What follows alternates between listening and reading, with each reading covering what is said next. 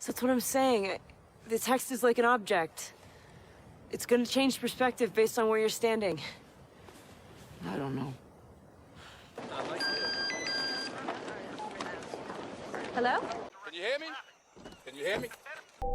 I missed you, baby sweet. It was a day. It was a day.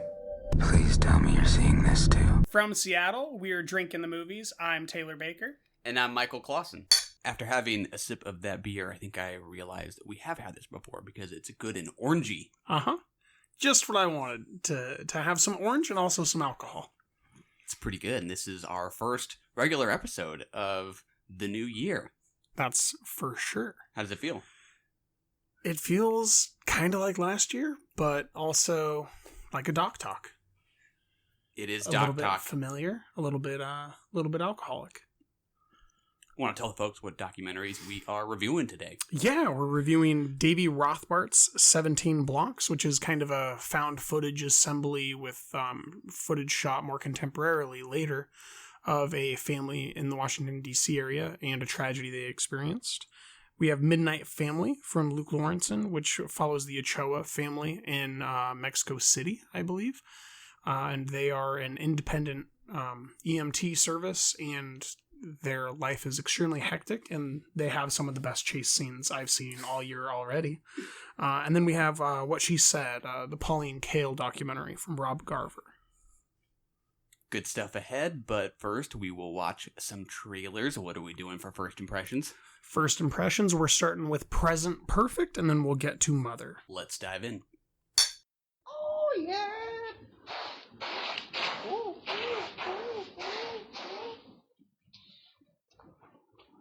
那是太空步吗，哥们们？这是吗？我的鞋都磨破了，这是还是不是啊？你们倒说句话呀！ All right, we just watched the trailer for Present.Perfect. What do you think about this one? I don't quite know what to make of it. It's extremely interesting. It follows a piece of culture that I'm not too familiar with American versions at all. And this is the Chinese live streaming that I know nothing about, even less than the TikTok and Instagram live and Facebook live of our contemporary lives here in America. So I'm intrigued by it. I'm excited to sit down for an hour and 20 minutes and find out all I will ever need to know. How about you? I am intrigued. I like that runtime, a tight 80 minutes. That is helpful. Yeah, I think it looks a little funnier than I thought it might be. It has kind of a playful feel to it and giving us kind of this peek into the world of live streaming and what people use it for, what they hope to get out of it. I mean, like, I am genuinely interested to know why people do this kind of thing. Mm-hmm. So, I have questions that I think it looks like it will answer. I think it looks promising. Agreed. We'll get to it hopefully sometime this year. I know it doesn't have distribution yet. On to Mother. Holiday ในประเทศไทย คิดถึงแม่จ๋าไหม สวัสดีค่ะ คิดถึงมันแบนหมดแล้ว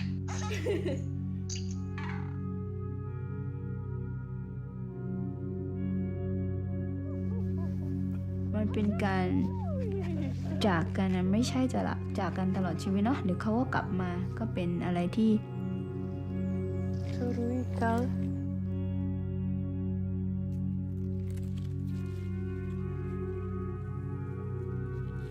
ทุกครั้งเวลากลับบ้านบางครั้งเราก็อยากกอดแม่แต่ด้วยความที่เราเหมือนวัฒนธรรมของเราก็ไม่กล้าหลายครั้งคิดว่าทำไมทำงานหนักมากมาหลายปี All right, Michael, that was the trailer for a documentary called Mother, not a feature film starring Javier Bardem or Jennifer Lawrence.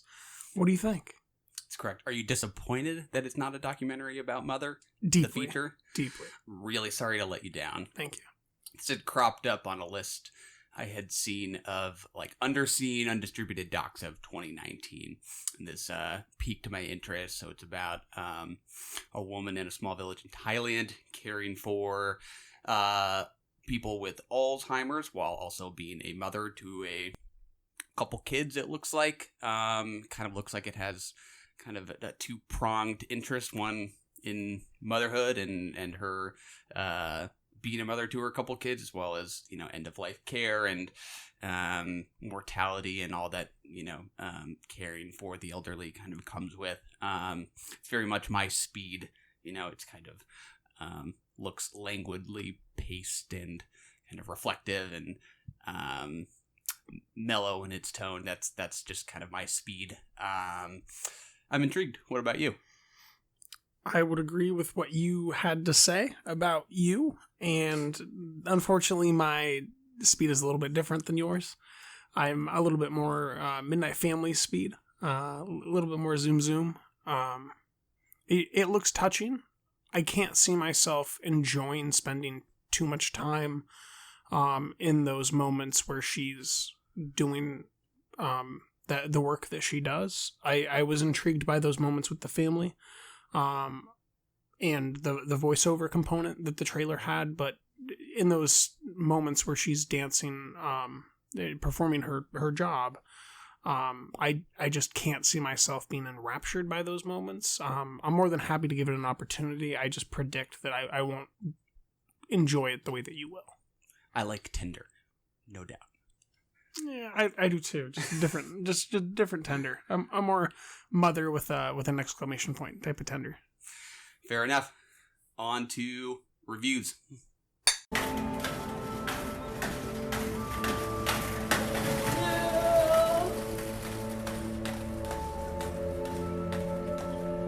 Hi, everybody. Thank you for joining us. We're going to start with the latest from Southeast D.C. because that's where one man is dead and two others injured following gunfire overnight, and why neighbors are upset with the crime rate as well. Kevin. People got guns around them. I don't know what people names, but some people do. Dante Smurf friend, he got shot 17 times. Dante was just playing on the basketball court, and he got shot. Cause they was playing basketball, and Dante won, and the man got mad, so he just pulled out the gun. He shot the ball, him, and my cousin Brandon. Don't gotta use no weapons, just use your fist, use your weapons.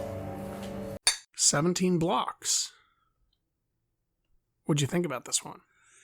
I like this documentary quite a bit, directed by Davey Rothbart.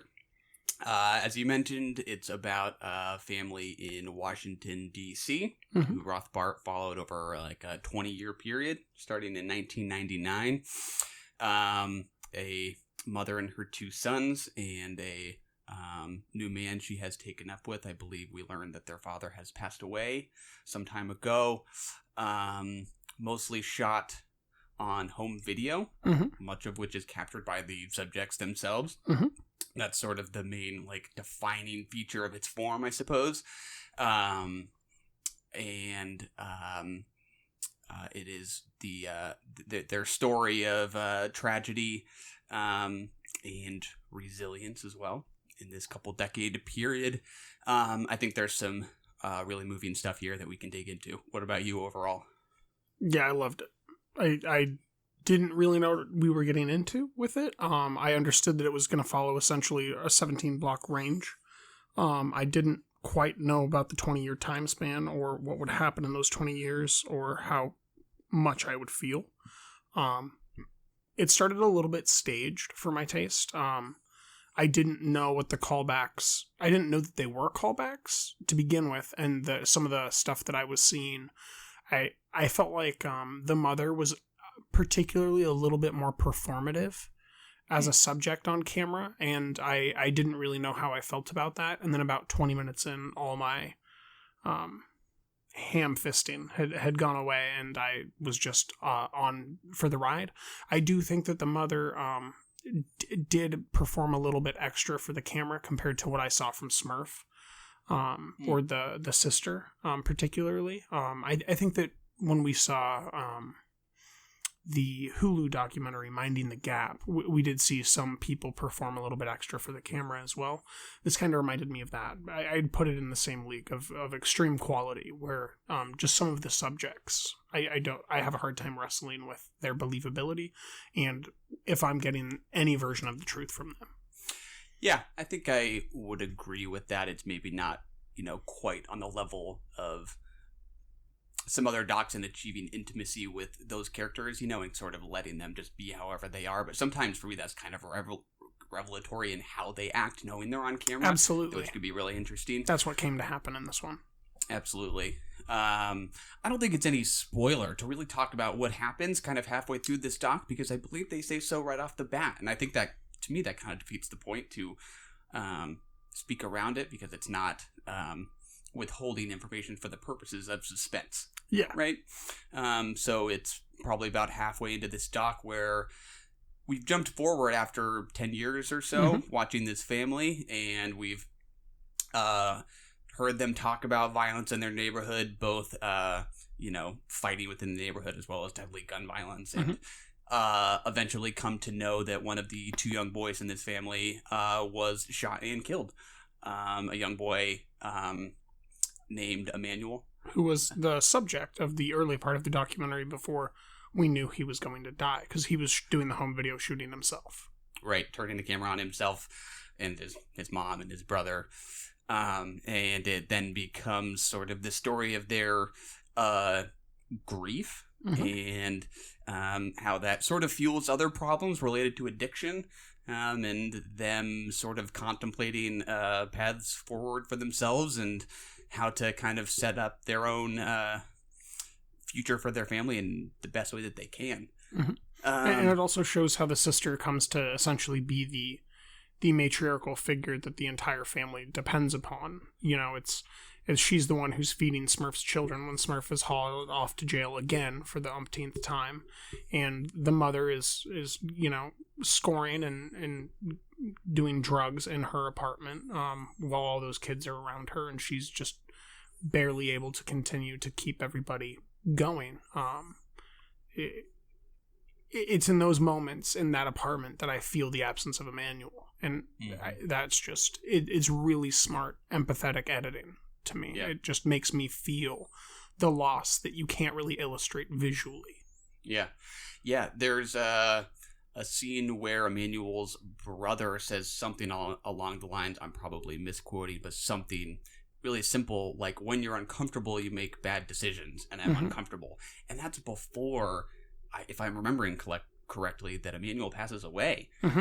He's just kind of speaking about the struggle to make ends meet, and how that sort of leads to drug abuse and other things like that. I think that's when he gets out of jail or when he's giving us the interview about getting out of jail to Davey, who was kind of our stand-in. I believe it was when Davey was interviewing him, and he was explaining how in the first day back, or the first week back after he got out of jail, he was right back on the block hustling, because that was how he made money. And he was his whole family's uncomfortable. That's the only way to get any version of ahead, and that leads to be the downfall of Emmanuel, because he's putting on a face as a drug dealer, acting like he has more money than he does. And we, as an audience, I think, are halfway there with the mother in thinking that Smurf has some responsibility in the matter. However, I think that at the end, when she takes ownership of the fact that she's also responsible, we see, I think it's both of those, and also a third thing that is intangible. There definitely is a recognition in her and Smurf about how they, in their decisions, really sort of set the stage for their kids and the next generation of their family. And I think that's where this documentary really works for me, is in recognizing that these problems can really kind of persist through generations, and that's what makes them so hard to kind of overcome. And that's ultimately what's kind of inspiring about it, is that you see these people recognizing that and really trying to resolve these problems. But it's also what's so heartbreaking, because I guess we haven't detailed that yet, but Emmanuel is the only one in his family that wasn't addicted to or doing drugs. He was, as straight edge as one can be, while still being a teenage boy who's in love with a girl, and has a plan for his future. He wants to be a firefighter. He's getting good grades. He's doing everything the right way. He's working hard, and he's helping his family every step of the way. From what we can tell, I'm sure he had his troubles just like any other growing adult, but the loss of someone who was so good is the thing that underlines 17 Blocks. It's a collective loss for the American society to not have that individual in his community. And that's part of what undergirds it, that these individuals are being lost and they could be bringing their community up. And that's what's heartbreaking, but also so tender about I don't remember the name of the child who's growing up and trying to follow in Emmanuel's footsteps. Those moments are particularly deeply moving for me. Yeah, and I think it's just very understanding of how these problems are entwined and how the drug abuse, Smurf's drug abuse is, maybe partly because he grew up with that in his house with his own mother's addiction, and how, the struggle to just make ends meet fuels the addiction, and how grief is not going to make it any better. Mm-hmm. I think it's just a very empathetic depiction of why people use in certain situations. And yeah, I think it just kind of ties those threads together quite nicely. Yeah, and there's not really any questions at the end of this documentary either. I mean, we do wonder how she does getting help to come off drugs, which she decides to pursue near the end of the documentary when it leaves off. And then we see Emmanuel's fiance go on to have a marriage, I believe, with another man and begin having children. And then the sister has a child who I believe she names after the fiance, correct? And that fiance is helping to raise these children. I personally didn't know anything about the interpersonal connections of an area like this in DC, and so it not only tells me a story that's deeply human, it tells me a story about my geography and my culture that I would never have experienced, that happened essentially, corollary to you and I growing up in different parts of the country. He could have been in school with you or I, and essentially in our grade, which is deeply impactful for me. Yeah. I think my only real reservation about it is that, it's comprised of footage from a 20-year period, and the documentary itself is about an hour and a half. I'm just the kind of viewer who likes that kind of material to be long and slow. I would go for the 4-hour version of this. There are times, and kind of just overall, that it feels a little quick to me. We're watching this family grow, and I think it covers a lot of ground in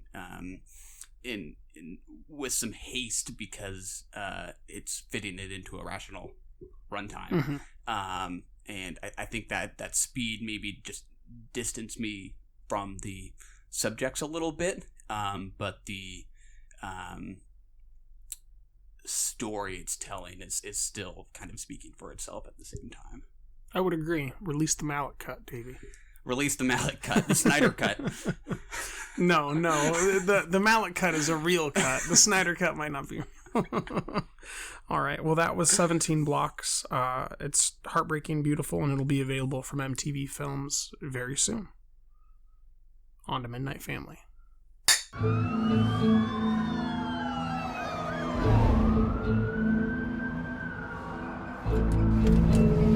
Sube el espejo, papá.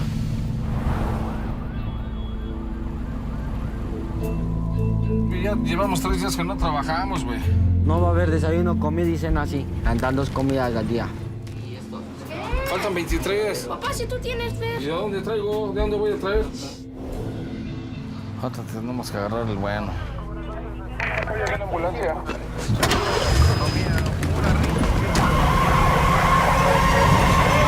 ¡Córrete a la derecha! ¡El carro guindado! ¡Déjame pasar! ¡Todo ahí!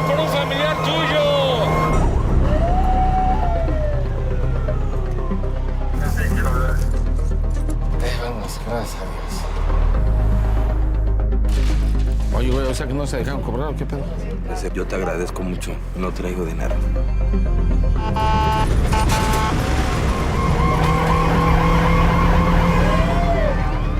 ¿Cómo quisiera que un día no saliera ni una puta particular y se den cuenta? Te dije de la diésel desde hace rato. Todos los policías a mí me están cobrando. Ya nos quedamos sin dinero, ¿eh? Güey, no, ya me tienen hasta la madre. ¡Accidente! Van a saltar aquí. ¡Sí le ganamos! Tengo un paciente que los oficiales no me dejan retirarme al hospital. Tu hijo va a estar bien. ¿Y si yo no se lo pago?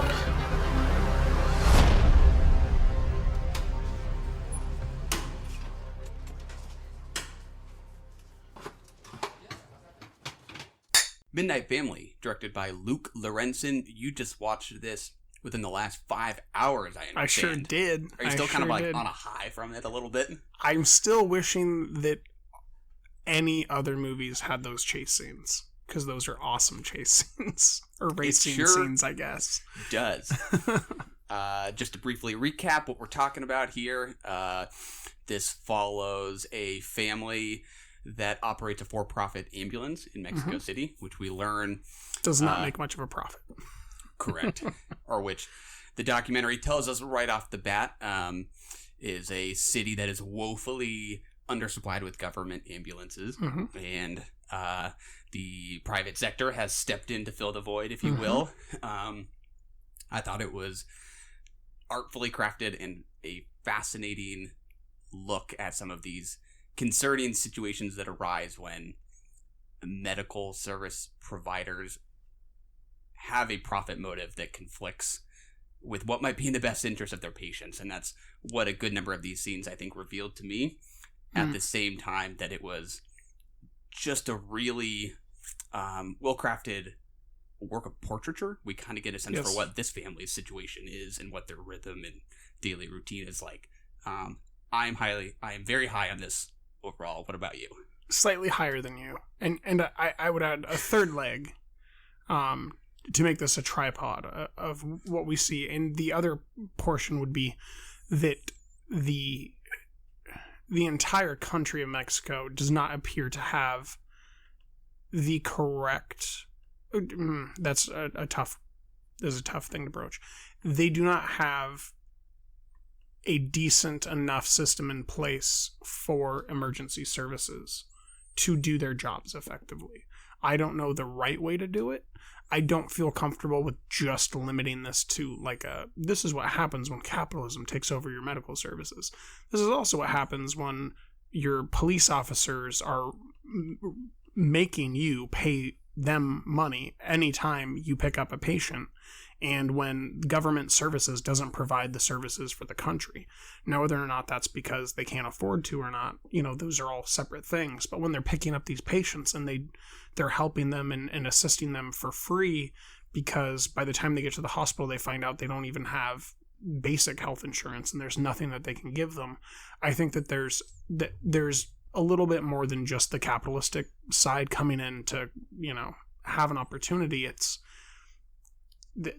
that opportunity would be better if there was some sort of a medical care that could assist at all.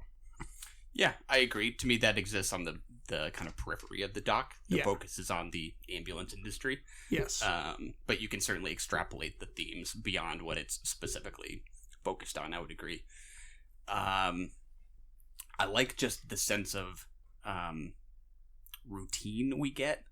This sense of the monotony of sort of waiting for a call to come in, to be prepping your vehicle and getting your truck ready to go, and then how quickly you're jolted out of that monotony when a call comes in and we're suddenly speeding through the streets. I think this is just expertly paced to really play like a well thriller. Directed, incredibly well directed. It looks good. Yeah, I agree. And I think it withholds judgment from the Ochoas. You can certainly be troubled by maybe some of the calls they make or some of the conversations they have with their patients. But it also is recognizing their struggle to make ends meet and understanding what drives their conversations with patients. So I think it's very sort of kind of even-handed in that way. Yeah, I mean,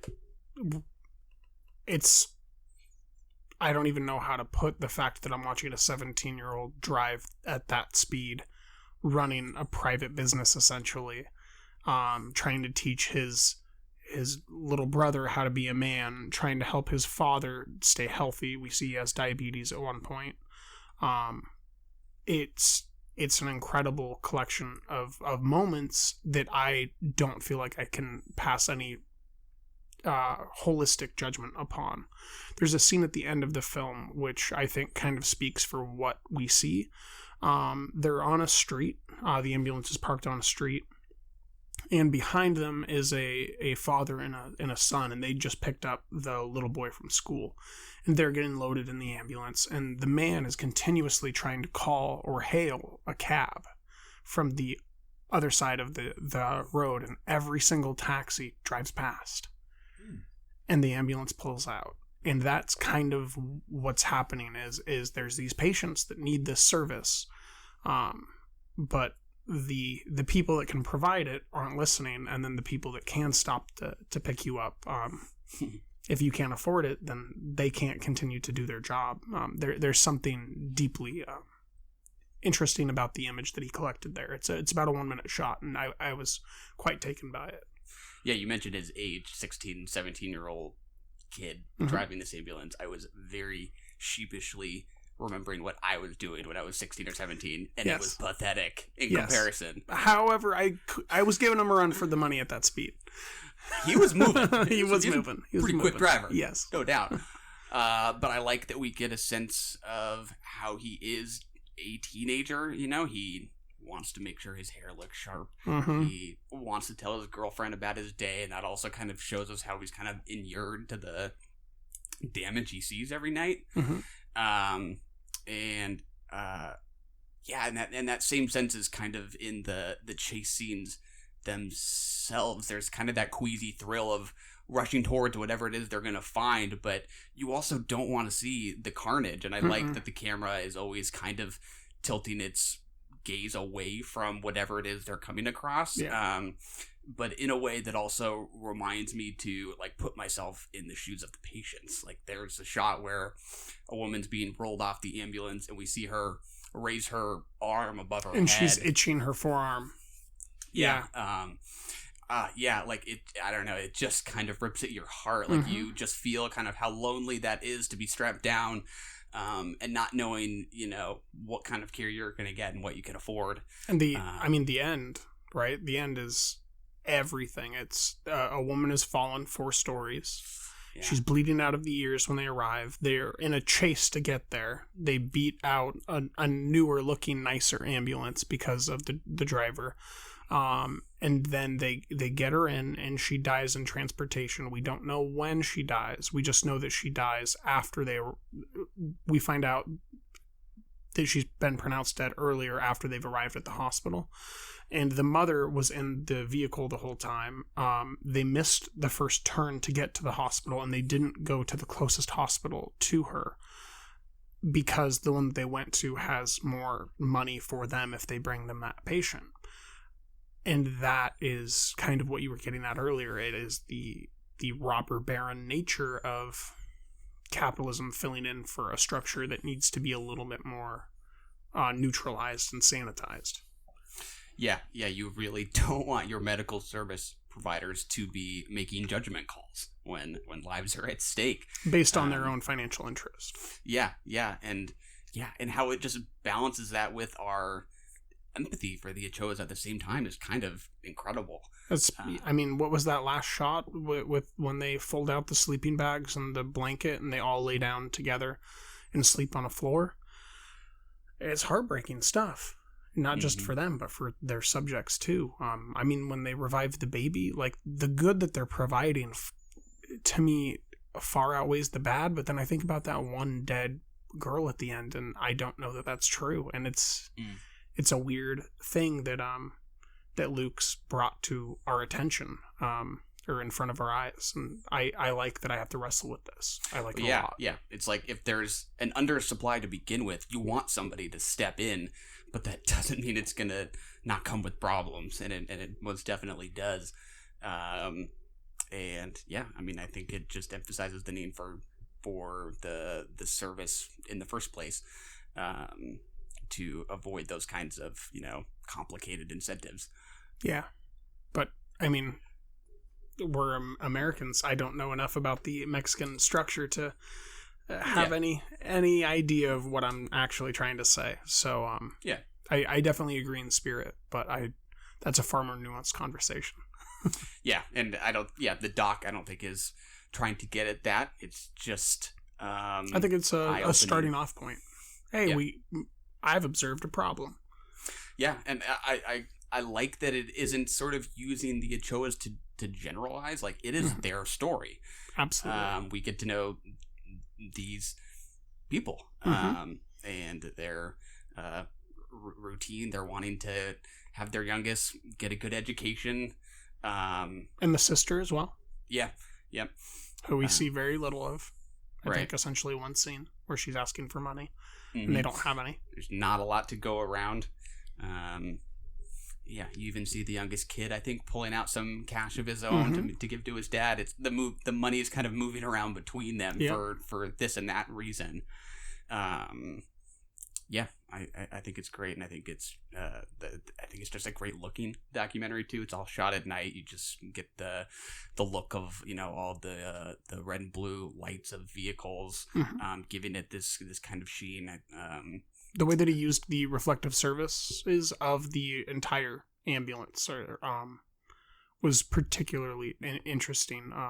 At one point, I think that he uses the lights of the hospital off of the windshield, and then he uses lights off of like the gasoline station and the street mart, and they look very similar, but they're in very different moods. One is when they're manic, and one is when they're just coming off the mania. And when the way that we see the ambulance present as a hallway, essentially, for dead bodies. And we see the younger brother lay on the same bed that we'd just seen someone die in, or we saw him lie there just before someone died there, or just before a small infant was revived because the father was doing drugs with it.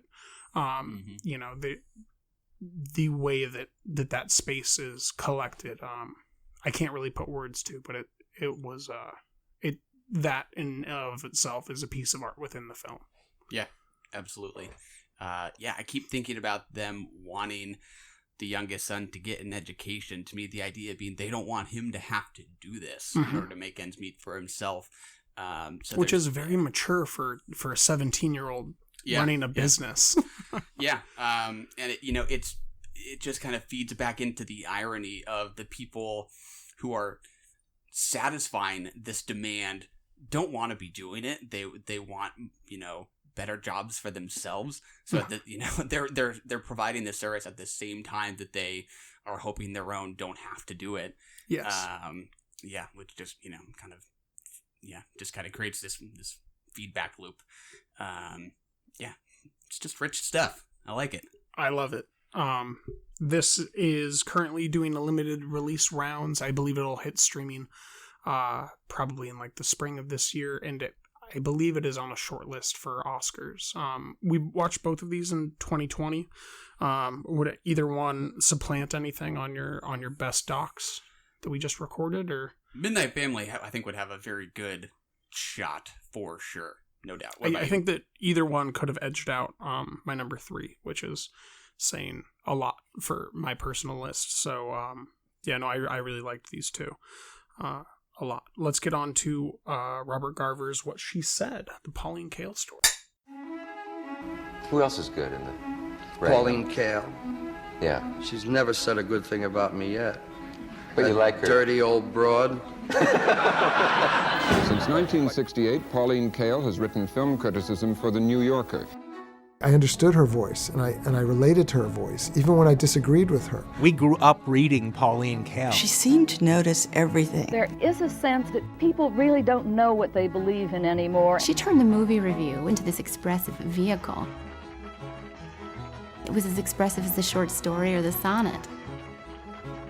She said, I know that some of my reviews have sent people to bed for 2 weeks. Pretty sharp-tongued. Always referred to as that ghastly woman.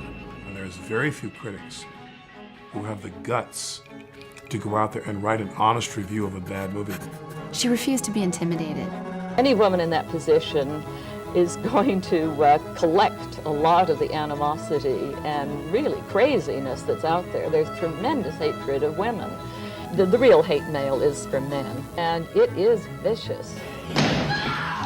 And there are a great many critics who are just trying to get through the day, who know they're second rate and who are scared of their editors and scared of their readers and scared of the movie companies. If you're good enough, then you bring something to a magazine or a newspaper, you bring it readers, and so you can hold your own judgment. If you're not good enough, then you're at the mercy of everybody and you have to give in. And so the point would be really to develop more courage.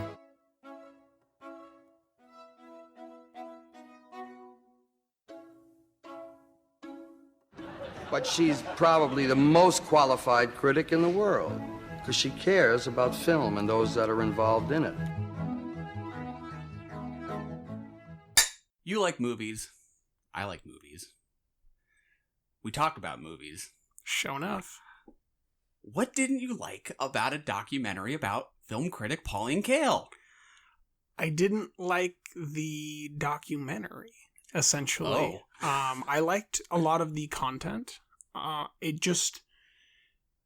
Everything that I had to say about the look of Midnight Family, everything I had to say about the intimacy created in 17 Blocks, is everything that was completely absent from what she said. I'm not denying the work of art in what she'd already done being present.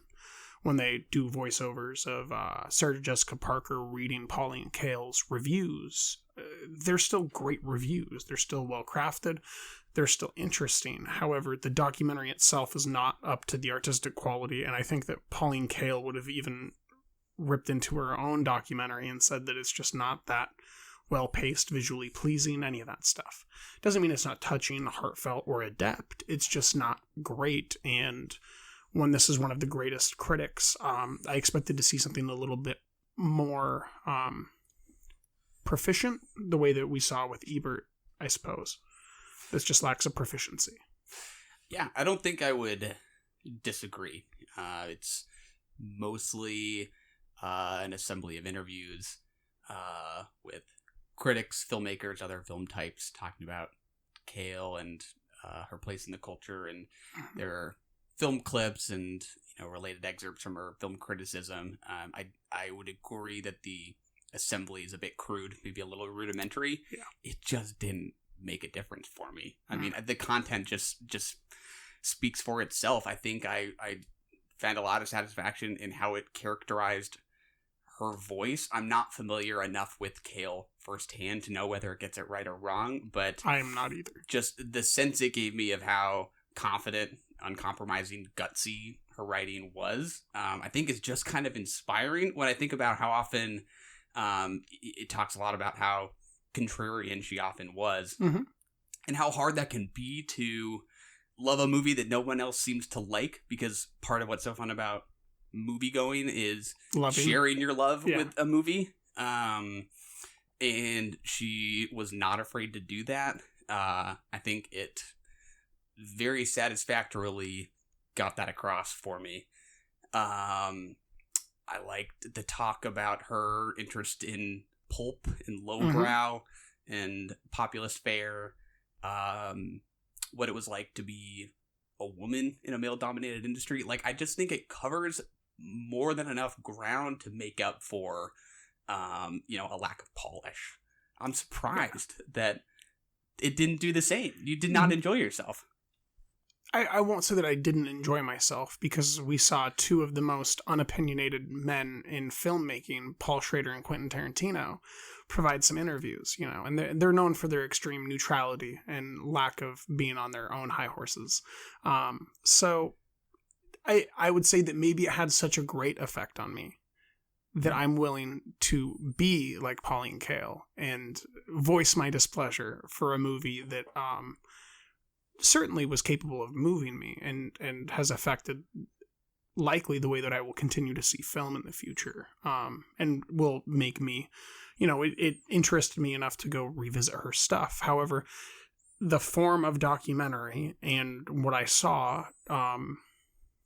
there's a lot of problems from its rudimentary presentation. I'm not saying that all of the content is absent. I'm saying that it had good content. I'm not saying it's terrible. I'm saying there's enough good content there that for it to be presented in such a lackluster way is quite disappointing, especially from someone with such a strong voice that I think is extremely interesting. Because I'm not calling for it's terrible, never see it. I'm saying it's so interesting and it's not good enough that I want to see that's what I said in my review is I want to see a new one with more, gumption behind the graphics, I suppose, and the edit, and maybe just a little bit more of that voice coming through, a little bit stronger from her. That's it. I mean, I felt like her voice did come through so clearly, right? Like, didn't you snippets of it did, but I think I'd like to see a sculptor try to shape her opinions on documentaries somewhat into kind of collecting me on a ride through her perspective, and inform the very form of the documentary based on her own criticism of previous documentaries. Now, I don't know if that's even something one could do. I'm just kind of spitballing, and like that's what I'd rather have seen, not something that it's an extremely familiar presentation. It had good content. It just didn't make me swoon in any way that her literature being read by me wouldn't have. I agree. It just felt like it was open up about being a content first, form second kind of documentary.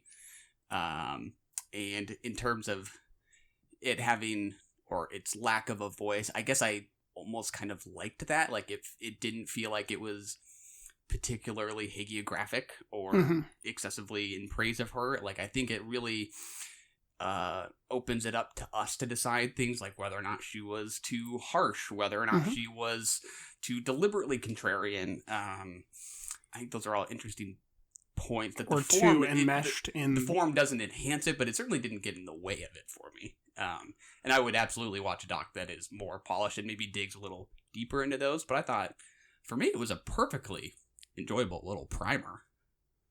Yeah, it's a primer. It's a glass of water before the alcoholic beverage. I want something with a little bit more risk, I guess. And I don't mean to say anything disparaging about it. It's just she's one of the greatest literary writers about the cinematic form that we've ever had. I would like to see a cinematic entry reflect that. Would be my major point. And to me, this doesn't reflect that so much as reflect the content of what she's written and what people think in assembled YouTube videos that are stitched into this documentary. It's not terrible. It's just, it doesn't tell me much about the way that she thought about things that I can't read about. I just want more. I wanted a stronger voice, not a neutral voice presenting the strength of her, I guess. And in this case, I wanted bias. I wanted Pauline's guns to be locked and loaded and pointed into my eyeballs, and I wanted to see if I agreed with her assessments. And this was a little bit more scaled back. Yeah, I wouldn't. Historic. There are. I would probably recommend it to particular cinephiles, especially, if I knew what their level of interest was or familiarity with Kael was, but I wouldn't recommend it on the basis of it being a fantastically well-made documentary. I would recommend it on the basis of its introducing us to Kael. Yeah, and I mean that's what I wanted, and that's what it did. And, I give it a neutral rating. I'm just quite disappointed based on the prolificness of her as a person. I saw came out a couple years ago, last year during the summer. I watched Milius, which is John Milius, the writer-director documentary. And, it's very similar to this, but it actually lets his voice be loud. in it, and that's partially because they could go interview him while he's alive. And you're seeing his body break down and him kind of come to terms with age and the past that he's sown. But it had a bravado to it that I think that Kael has. And I want to see a documentary about Kael that has her bravado, that really has that gumption to it. Completely agree. I will go see and hope a better one is made. But with this being the one we got, I'll take it. No doubt. I will too. It's still touring independent cinemas and limited release. I think it's still seeking distribution. It's been on the circuit now since 2017, is that right? I was not aware of that. Been doing the rounds? It's been doing the rounds for at least a year, because we heard about it in 2018, if I remember correctly. So, yeah, it's definitely been around for a while. Hopefully it'll get distribution and cinephiles can watch it soon and agree with me or you that it's, neutral or great, and that we both want to see a fancier one. I will definitely disagree with her and say that Antonioni is good. Come on. Hot take. What a hot take. Michael with the hot take. Run! Go! Get to the chopper! We have to go. I'm coming with you. That was brilliant. You're the best and we love you! And that's another one in the can.